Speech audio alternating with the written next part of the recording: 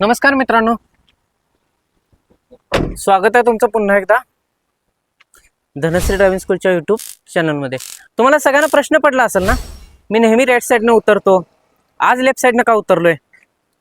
आपल्यापैकी एकाची कमेंट होती की लेफ्ट साईडचं जजमेंट नेमकं कसं घ्यायचं ह्याच्यावर एक व्हिडिओ बनवाल का, आणि तो सुद्धा स्पेशल। आजचा व्हिडिओ तोच आहे, लेफ्ट साईड जजमेंट कशा पद्धतीने घ्यायचं, स्पेशल व्हिडिओ आहे। सगळ्यात पहिली गोष्ट ध्यानात ठेवा, आपल्या भारतामध्ये, ठीक आहे, आपण भारतात राहतो, भारतामध्ये स्टेअरिंग नेहमी राईट साईडला असतं। कुठं असतं? राईट साईडला, ड्रायव्हिंग सीटच्या राईट साईडला, किंवा ड्रायव्हिंग सीट कुठं असते? राईट साईडला, बरोबर आहे? हां, त्यामुळे सगळ्यात मोठा प्रॉब्लेम येतो तो आपला लेफ्ट साईडला। लेफ्ट साईड जजमेंट कशा पद्धतीने घ्यायचं, एक गोष्ट पहिली क्लिअर करून देतो तुम्हाला। लेफ्ट साईड जजमेंट म्हणजे गाडी शिकणं नव्हे, लेफ्ट साईड जजमेंट म्हणजे 100% गाडी चालवणं नव्हे। लेफ्ट साईड जजमेंट हे फक्त गाडी चालवण्याचा एक भाग आहे, एक पोर्शन आहे, एक सेशन आहे। लेफ्ट साईड जजमेंट हा एक पार्ट आहे, लक्षात घ्या। लेफ्ट साईड जजमेंट म्हणजे 100% गाडी चालवणं नव्हे, पहिली गोष्ट क्लिअर। दुसरी गोष्ट, लेफ्ट साईड जजमेंट नाही जमलं तर 100% तुम्हाला गाडी चालवता येणार नाही। काय कळलं? तू समझा? हाँ नहीं, तू समझा नहीं। परत एकदा सांगतो, लेफ्ट साईड जजमेंट जर तुम्हाला जमलं नाही तर तुम्हाला 100% गाडी चालवता येणार नाही, पहिली गोष्ट। दुसरी गोष्ट, लेफ्ट साईड जजमेंट जमलं नाही तर तुम्हाला अजिबातच गाडी चालवता येणार नाही, असं सुद्धा नाही आहे। पण आजच्या व्हिडिओमध्ये दोन्ही गोष्टी तुमच्या क्लिअर होऊन जातील।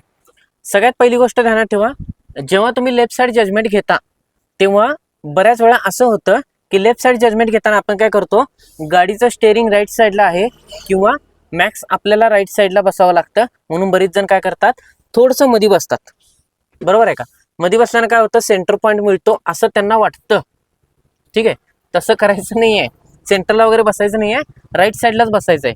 भले लेफ्ट जजमेंट आज तुम्हाला नाही जमल, उद्या नाही जमल, परवा तर नक्की जमल, पण जर मध्ये बसून तुम्ही लेफ्ट जजमेंट घेत असाल, चुकीची पद्धत आहे आणि तीच सवय लागली तर तुम्हाला तशीच सवय, वाईट सवय आहे ती, चांगली सवय नव्हे, त्यामुळे ही गोष्ट ध्यानात ठेवा।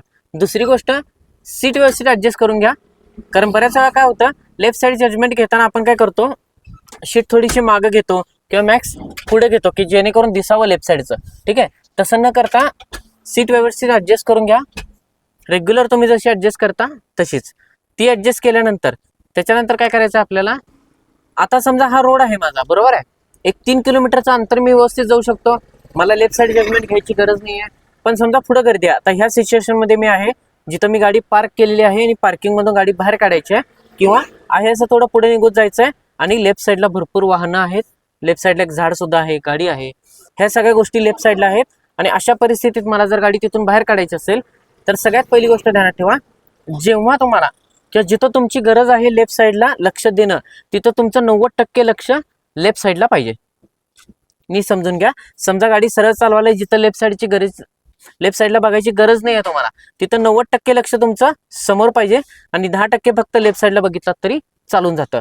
पण जिथं लेफ्ट साईड जजमेंट गरजेचं आहे तिथं 90% लक्ष तुमचं लेफ्ट साईडला पाहिजे, ही गोष्ट ध्यानात ठेवा। ह्याच्यानंतर काय बघायचं आपल्याला, त्याच्यानंतर काय बघायचं आपल्याला, जिथं बोनेटचं तुमचं एंड येतो का नाही, आता मी जिथून बसलोय, बरोबर आहे, हा डॅशबोर्ड आहे, डॅशबोर्डचा शेवटचा कोपरा आहे, बरोबर, तो शेवटचा कोपरा जिथं दिसतोय मला तिथं बरोबर लेफ्ट साईडचं चाक आहे।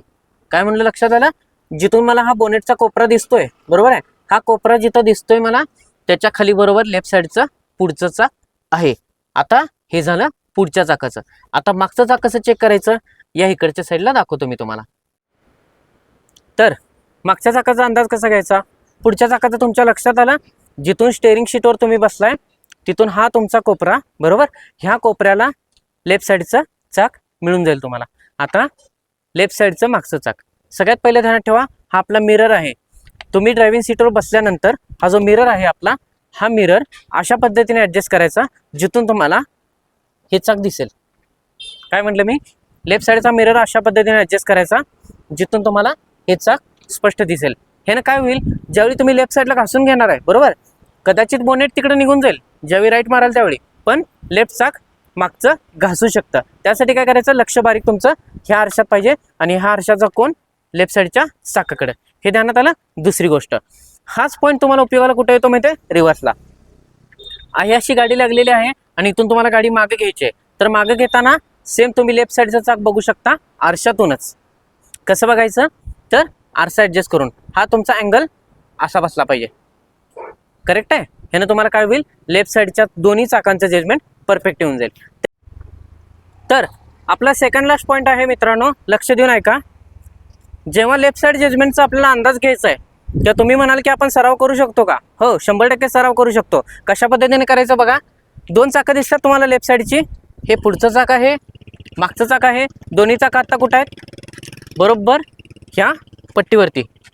तुमच्या घराजवळ सुद्धा अशी एखादी पट्टी असेल आणि असा एखादा मोकळा रोड, अशा ठिकाणी जायचं आहे आपल्याला आणि काय करायचं आहे, ह्या पट्टीवरनं गाडी आपल्याला ड्राईव्ह करत राहायचं आहे. कमीत कमी स्पीडनं करा, तुम्हाला जमेल त्या स्पीडनं करा. आणि सगळ्यात महत्त्वाची गोष्ट ध्यानात घ्या, हे तुम्हाला ड्रायव्हिंग सीटवर बसून ही प्रॅक्टिस तुम्हाला लेफ्ट साईडला बघत करायची आहे. कंटिन्यू तुमचं लक्ष 90% कुठं पाहिजे? लेफ्ट साईडला. कारण हा सराव आहे, ही प्रॅक्टिस आहे. प्रॅक्टिस इतकी करायची आपल्याला की जेणेकरून आपल्याला कधीसुद्धा गाडी ड्राईव्ह करताना प्रॉब्लेम येऊ नये. आता वळूया आपल्या लास्ट पॉईंटकडं. आता त्याच्यानंतरची गोष्ट काय ध्यानात ठेवायची, आता हे 2 बॅरिकेड आहेत बघा. ठीक आहे. सपोज ही गाडी आहे किंवा एखादी अवघड एरिया आहे जिथून तुम्हाला गाडी पास करायची आहे. लेफ्ट साईडला घासून तुमची गाडी आहे आणि इथून तुम्हाला गाडी बाहेर काढायची आहे. अशा वेळेला घाबरून जायचं नाही. सगळ्यात पहिली गोष्ट काय करायची, ज्या साईडला तुमची गाडी घासली गेली आहे, म्हणजे कुठल्या बाजूला घासली आपली गाडी आता? लेफ्ट साईडला. ओके. जर पुन्हा एकदा तुम्ही लेफ्ट साईडला स्टेअरिंग फिरवलात तर गाडी लेफ्ट साईडलाच जाईल. ह्यासाठी काय करायचं, राईट साईडला म्हणजे अपोजिट साईडला. मी फिरवून दाखवतो बघा तुम्हाला. गाडी स्टार्ट करायची. स्टार्ट केल्यानंतर आता गाडी पुढे घ्यायची नाही, पहिल्यांदा लेफ्ट साईडला फुल स्टेअरिंग फिरवायचं. फिरवलं बघा मी लेफ्ट साईडला पूर्ण स्टेअरिंग. आता आहे अशी हळूहळू पुढे घ्यायची. बघा निघली का माझी गाडी? काय केलं मी, माझी गाडी काय होत होती, लेफ्ट साईडला घासून होती. तर मी काय केलं, लेफ्ट साईडला घासून आहे म्हटल्यावर पूर्ण गाडीची चाकं राईट साईडला फिरवल्याने गाडी थोडीशी पुढे घेतली. लक्षात आलं तुमच्या काय करायचं, जर लेफ्ट साईडला घासून गाडी लागली तर घाबरून जायचं नाही, फुल अपोजिट साईडला स्टेअरिंग फिरवायचं आणि पुढे घ्यायची. इथंपर्यंत कळलं? तर लक्षात आलं तुमच्या लेफ्ट साईड जजमेंट कशा पद्धतीने घ्यायचं. सगळ्यात महत्त्वाची गोष्ट परत एकदा सांगतो, लेफ्ट साईड जजमेंट घेताना एकदम सावकाश घ्या. गाडीचा स्पीड तुमच्या कमी असू द्या. प्रसंग पडला तर गाडी थांबवा. ठीक आहे. प्रत्येक ठिकाणी काय आपल्याला ऋतिकृष्ण व्हायची गरज नाही, गाडी स्टंट मारायची काय गरज नाही आहे. ठीक आहे. जर तुम्हाला शंका वाटत असेल एखाद्या पॉईंटवरून आपली गाडी जाती नाही जाती, तर घाबरून किंवा लोकांना दाखवायसाठी मी खूप एक्सपर्ट आहे, मी खूप तयारीचा आहे असं दाखवायसाठी विनाकारण स्टंट मारायला जाऊ नका. प्रसंगी गाडी थांबवायला लागली तरी गाडी थांबवा. दुर्घटना से देर भली, ही गोष्ट कायम ध्यानात ठेवा. आणि त्याहून महत्त्वाची गोष्ट, गाडीच्या पलीकडचं बघायला शिका. नीट आहे का? गाडीच्या पलीकडचं म्हणजे जी गोष्ट आपल्याला दिसत नाही ती गोष्ट बघायला शिका. उदाहरणार्थ ही बाटली पडलेली दिसते तुम्हाला, मी दाखवतो तुम्हाला. हो का, ही बाटली दिसते तुम्हाला, ही तुम्हाला स्टेअरिंग शीटवर बसल्यानंतर सुद्धा दिसली पाहिजे. काय म्हटलं मी, ही बाटली तुम्हाला स्टेअरिंग शीटवर बसल्यानंतर सुद्धा दिसली पाहिजे. कशी दिसणार आहे ती, जेव्हा तुम्ही लांब असता, 100 मीटर लांब असता, तेव्हाच येतानाच ती बाटली आपल्याला बघत यायची. किंवा एखादा दगड असेल, एखादा खड्डा असेल, या गोष्टी आपल्याला लांबूनच बघायच्यात. लक्षात आलं तुम्हाला? आता मी म्हटल्याप्रमाणे कमेंट तुमची आणि कंटेंट आमची. लक्षात ठेवायचं, जर तुम्हाला हा व्हिडिओ आवडला असेल, व्हिडिओला लाईक करा, कमेंट करायला विसरू नका, मित्रांसोबत शेअर करायला विसरू नका आणि आपल्या ड्रायव्हिंग स्कूल चॅनलला सबस्क्राईब करायला विसरू नका. थँक्यू.